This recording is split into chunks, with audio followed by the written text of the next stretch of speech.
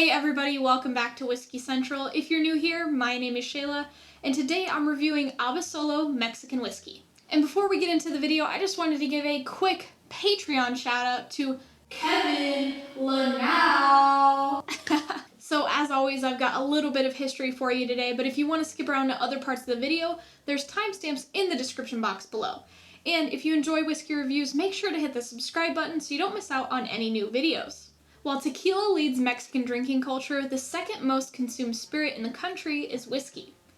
The Abasolo distillery is located in Jilotepec near Mexico City and is one of the highest distilleries in the world at 7,800 feet. The whiskey is made with 100% cacahuacintle ancestral corn. They also use a 4,000-year-old cooking technique called nixtamalization, where the corn is soaked in an alkaline solution, usually a lime bath, to help remove the outer shell.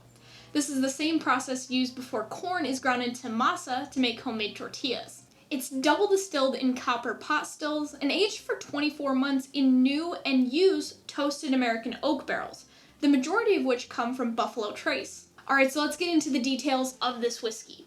According to their website, Abasolo is available in California, Texas, Arizona, New York, Illinois, and Florida. It'll run you about $40, and you can also order it from Astor Spirits.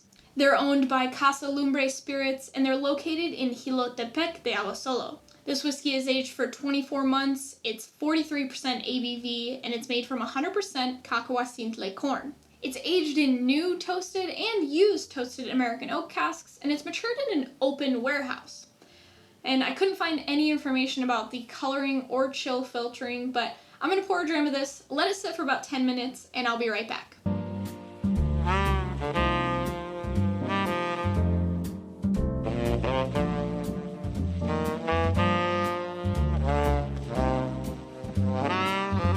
Alright, I've been letting this open up for about 10 minutes, but before we go into the nose, I just wanted to talk about the distillation for just a second. So it's double distilled in a copper pot still. And usually with that, on the secondary distillation, you'll take the feints and the foreshots away, and the heart of that run, the heart of that distillation will be put into a barrel. But with Abasolo, they don't do that. They don't take the feints or the foreshots off of either the first or the secondary distillation. So kind of a fun little tidbit there for you. And the reason that I mention that is because on the nose, there's a lot of spiritiness. Smells very young, and I think you get those feints, just kind of that smell of a little bit fuselage, whatever. And then you also get, this might not be a great tasting note for most people, but in Mexico there is this, it's not cornbread. I think that would be the only thing I could equate it to, but it is kind of like a corn pie. So it's like cornbread, but it's a lot more moist, and it has like lechera in it, which is like this sweetened condensed milk. And that's kind of what this smells like one of those corn pies. Get a little bit of toffee, maybe just a little bit of oak. Mostly it just smells young though. There's not a ton going on, but let's go on the palate. Cheers, guys.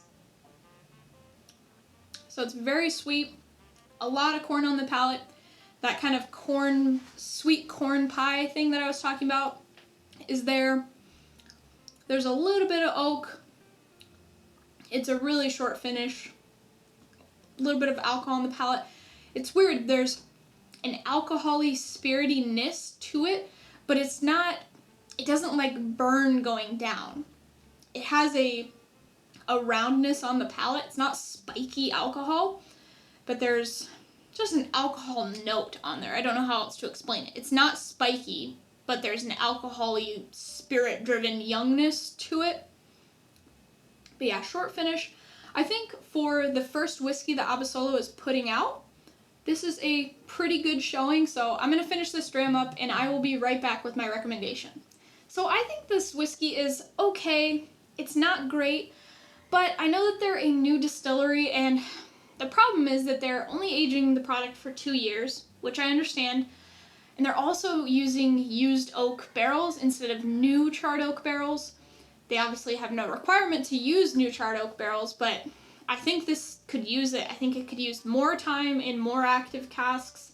I think it would be a much better flavor profile if they did that, so I'm hoping the next iteration from Abasolo has a lot more flavor. I've never had anything like this whiskey, so it's kind of hard to recommend something that you might like, but maybe the baby blue from Balcones would be a good option. I know that Sierra Norte Mexican whiskey, a lot of people say that it does not have a very good flavor, and this has a way better flavor, so if you're going between Sierra Norte and this, I would pick this up. And if you do like this, maybe Balcones from Baby Blue. I've never had that, but that's the only thing I could think of that's even close to maybe what this is.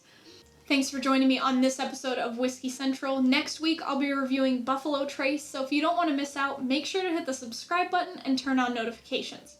I hope you enjoyed this review. If you did, leave it a like. Thanks for watching, and I'll see you next week.